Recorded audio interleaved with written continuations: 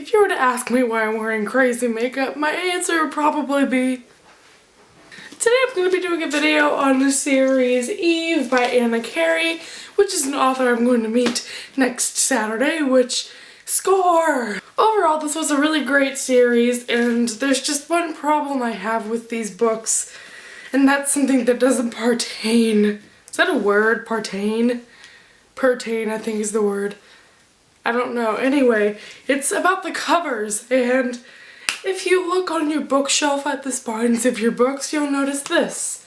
And black writing, white writing, white writing. So kind of a bit of a pet peeve of mine to have non-matchy spines, but I think I can live because at least it's like the same font and everything. I'll give you a little bit of a synopsis. The first book is called Eve, and this book is basically kind of sets the story and theme of the whole series. This book starts out in the year 2031, which is about 15 years from now.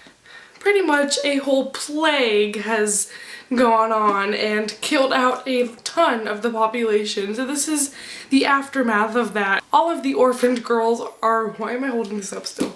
All of the orphaned girls... orphaned. Not a word. All of the orphaned girls are kept in schools from basically age 5 until they graduate, where they were good to go on to like a trade school type thing, where they can choose what they want to do, where they want to go, and all that stuff. And a turn of events, Eve realizes that's all a lie, and after you graduate high school, you're supposed to be sent to a place where you're...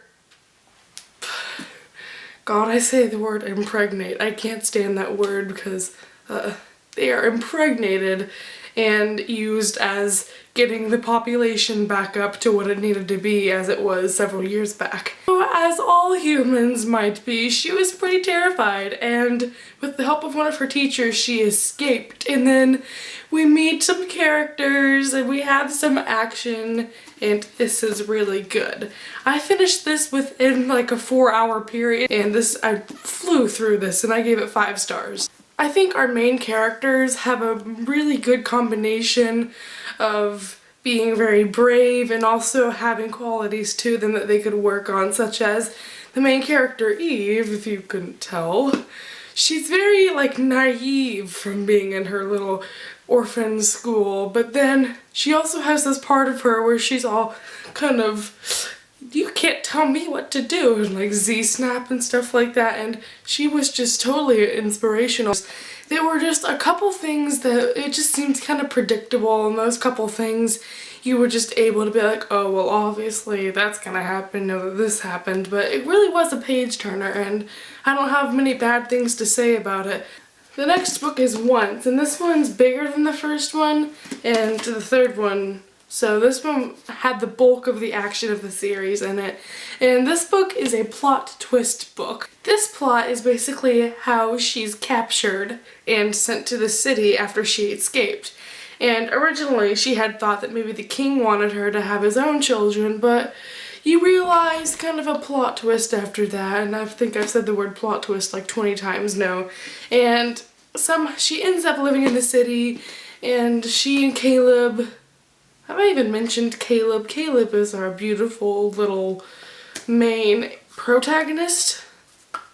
He's pretty awesome. Whoa. Lots of fighting and romance in general, a lot of foreshadowing and just kind of very... it's one of those books that makes me scared because I know stuff is gonna happen because it seems all lovey-dovey, but then you realize there's gonna be a whole third book and you know something's gonna go down. I really can't find any way to talk about the rest of this series without spoiling it, so if you haven't read Eve or Rise or Once or any of this series really, you should probably go do that and not watch this next part because I will... yeah. Huge spoilers coming up. If you want to stick around for that, it might ruin your reading experience, but go ahead. And Once, Caleb gets shot and we never see him again. And that happened about 3/4 of the way through the book. And I was like, okay, he's not going to be dead and he's going to come back, because how could they have this whole book with the rebellion without Caleb? Well, they did. this whole book, it's talking about how Caleb was gone, how she can't go on without him, but all the rebels are coming in the city and they're just killing everybody and still no Caleb. And it just played with my heartstrings because I can't deal with character deaths, especially after they happen and the story goes on without them. Heartbreak, but the most wonderful thing happens at the end of this book. The most wonderful.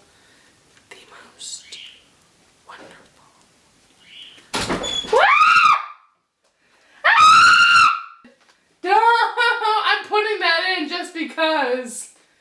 I'm embarrassed. I'm gonna end this video now.